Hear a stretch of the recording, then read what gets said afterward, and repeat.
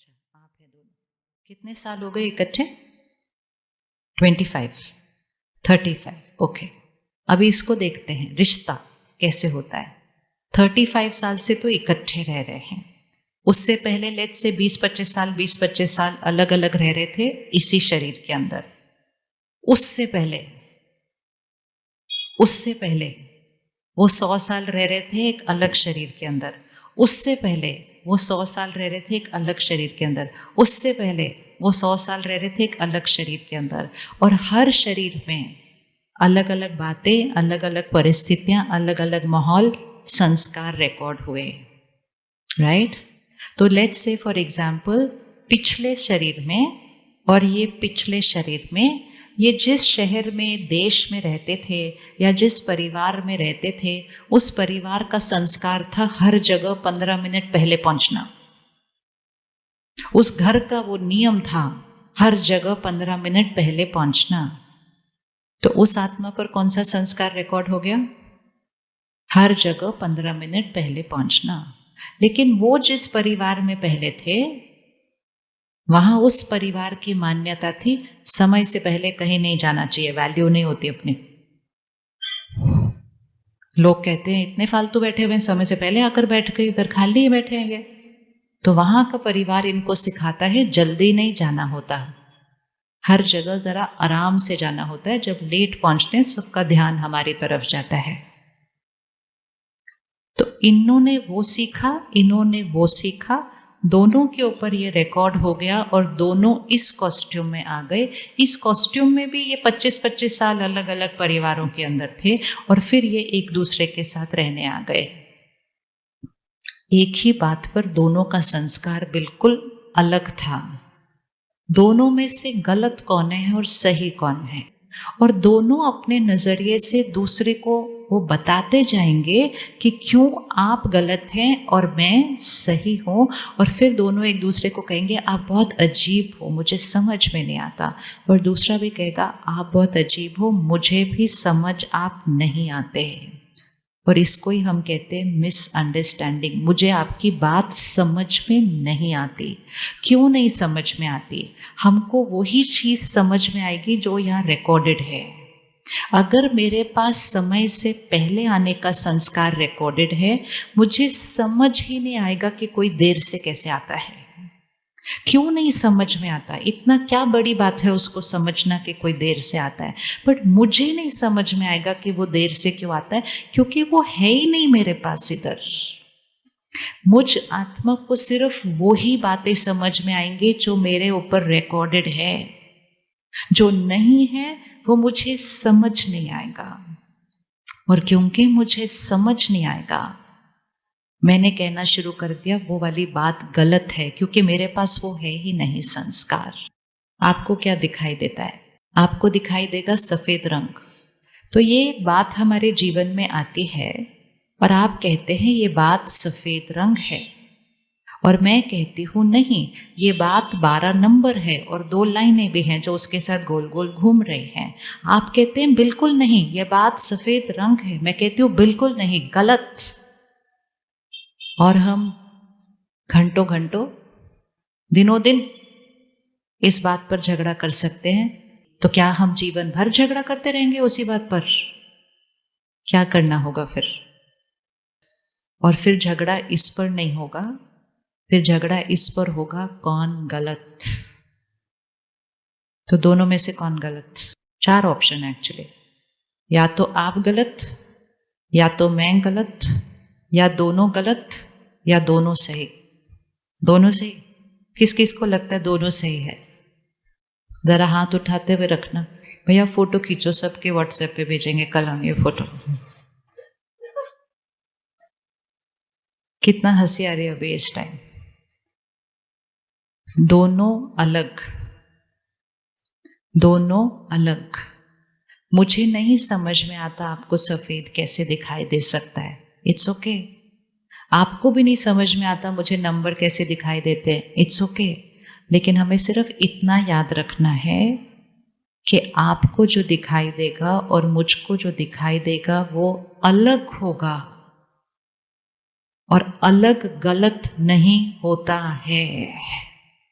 अलग होने में कोई प्रॉब्लम नहीं थी, गलत बोला क्योंकि मुझे नहीं दिखाई देता तो मैंने गलत बोला। अगर हम अलग बोलते तो रिश्ते बहुत मजबूत रहते हैं। मैंने कहा मुझे नहीं समझ में आ रहा आपको कैसे वाइट दिखाई दे रहा है, लेकिन अगर आप कह रहे हैं कि आपको वाइट दिखाई दे रहा है तो जरूर दिखाई दे रहा होगा। मतलब मैंने आपकी राय को क्या किया, सम्मान किया, रिस्पेक्ट किया। और जैसे ही मैंने एक जने ने रिस्पेक्ट किया तो दूसरे ने भी कहना है मुझे नहीं समझ में आ रहा आपको नंबर कैसे दिखाई देंगे, बट अब आप बोल रहे हो आपको दिखाई देते हैं तो आपको दिखाई देते होंगे। एक जगह से रिस्पेक्ट जाएगी तो दूसरी जगह से भी रिस्पेक्ट आएगी। लेकिन जब मैंने कहा गलत, किसी को सफेद दिखाई दे ही नहीं सकता, और अगर दिखाई दे रहा है तो तुम बिल्कुल ही गलत हो। तो जब एक तरफ से रॉन्ग गलत जाएगा तो दूसरी तरफ से आएगा मैं नहीं आप गलत, और उसके बाद झगड़ा ज्यादा इस पर होता है कि कौन गलत, ये घड़ी तो साइड पे रह जाती है। आज एक शब्द अपनी डिक्शनरी से निकालते हैं, कोई भी गलत नहीं है। किसी के पास वो संस्कार हो सकता है जो सही नहीं हो, लेकिन वो संस्कार इस समय उस आत्मा का संस्कार है, उसको गलत बोलकर हम उसको रिजेक्ट करते हैं तो हम उसको वो संस्कार बदलने की मदद नहीं कर सकते हैं। किसी के पास अगर शक करने का संस्कार है तो सारी दुनिया कह सकती है ये तो गलत है, शक करना तो गलत होता है। लेकिन उस आत्मा के लिए वो शक करना बहुत नेचुरल आता है, वो उसका संस्कार है, वो गाना उसके यहाँ बजता जाता है। उसको अगर हम गलत बोलेंगे तो उसको समझ नहीं आएगा कि मुझे गलत क्यों बोल रहे हैं सब लोग, क्योंकि उसके लिए तो वो संस्कार बिल्कुल उसका नेचुरल संस्कार है। अब हमें ये समझना होगा शक करना उस आत्मा के लिए इतना नेचुरल क्यों है, विश्वास करना नेचुरल संस्कार होना चाहिए। उसके लिए हमें आत्मा की जर्नी को देखना है। इस साल भारत में बहुत जगह बहुत बारिश हुई, बाढ़ आई, और कुछ परिवारों ने अपने उस बाढ़ में बारिश में सब कुछ खो दिया, और कुछ परिवारों ने परिवार का सदस्य खो दिया। पिछले साल या पिछले से पिछले साल हुआ था ना जब वो मोरबी के ब्रिज पे सब खड़े थे ना। इस साल इसी तरह महाराष्ट्र में एक जगह हुआ था, अगर आपने वीडियो देखा हो, ऐसे पानी का झरना आ रहा है, और वो एक हॉलिडे स्पॉट है, बहुत पॉपुलर हॉलिडे स्पॉट है। वहां पर सब जाकर खड़े होते हैं उस झरने के अंदर, हर बार होता है बारिश में वो। लेकिन उस दिन वो झरना ऐसे आ रहा था, सब वहां खड़े थे, फोटो खींच रहे थे, हाथ पकड़ा हुआ था, और 1 मिनट में वो इतना जोर से आता है कि जिसका हाथ पकड़ा हुआ था अचानक से 1 सेकंड में वो हाथ से क्या हो जाता है, स्लिप हो जाता है। अब सिर्फ 1 सेकंड इसको यहां देखिए, आप अपने परिवार के साथ पिकनिक मना रहे हैं, मौज मना रहे हैं, सब इकट्ठे हैं, खा रहे हैं, गाना गा रहे हैं, सब कुछ परफेक्ट है, और 1 सेकंड में एक पानी का झरना आता है या ये एक ब्रिज हिलता है, और अभी अभी जो एक मौज का सीन था, और एक क्षण में वो क्या बन जाता है, उस हाथ से परिवार का सदस्य छूट जाता है। जो पीछे रह जाते हैं उनका ट्रॉमा सबको समझ में आता है कि हाँ इन्होंने क्या देखा, ये किससे गुजरे हैं, इन्होंने किसी को खोया है, सबको उनका दर्द समझ में आता है। लेकिन जिनका हाथ उस क्षण छूटा, और उस छूटने में उस आत्मा ने शरीर छोड़ दिया, ठीक है, अब इसको विजुअलाइज करो, वो आत्मा के ऊपर लास्ट क्या रिकॉर्डिंग हो गई, क्या रिकॉर्डिंग हो गई, पानी था, पूरा परिवार खड़ा था, और वो पानी ऐसे आया, मेरा पूरा परिवार छूट गया मुझसे।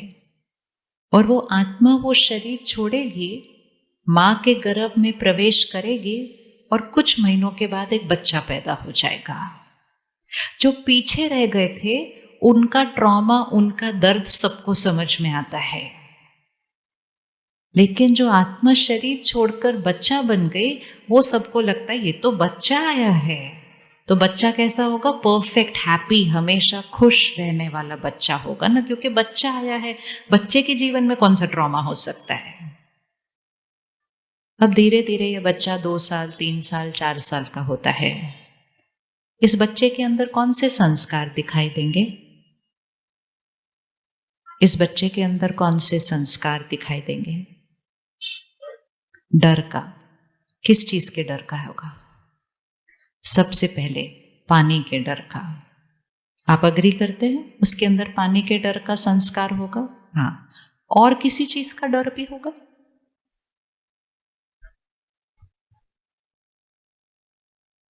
हाँ, किसी को खोने का डर। पानी का डर तो फिर भी समझ में आ जाता है, जबकि अभी तो हमको वो भी नहीं समझ में आता।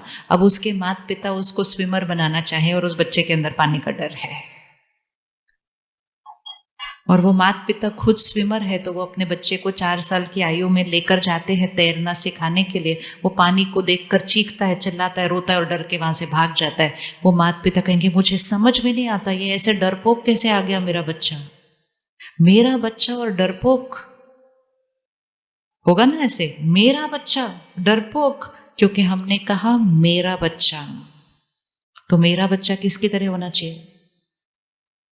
वो मेरा बच्चा नहीं, मेरा बच्चा एक रोल है। मेरा बच्चा एक रोल है।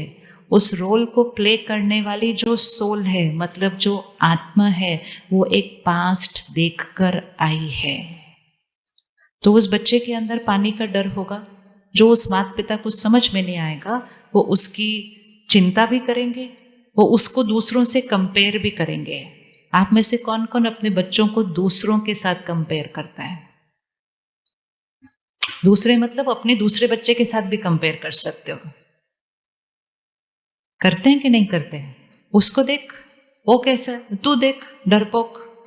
उसको देख, वो कितना अच्छा पढ़ती है, तू देख क्या करता है। कभी भी दो आत्माओं को कंपेयर नहीं करना, एक दूसरे के साथ तुलना नहीं करना। इससे बड़ा अपमान हो नहीं सकता किसी का। हम तो एक दूसरे भाई बहन को नहीं, हम पड़ोसियों के बच्चों से भी कंपेयर करते, उनको देख। हर आत्मा की अपनी अपनी जर्नी है। तो पानी का डर, और कोई डर? किसी को खोने का डर। अब किसी को खोने का डर इस आत्मा के साथ सिर्फ बचपन में नहीं, बड़े होकर भी इसको खोने का डर रहेगा।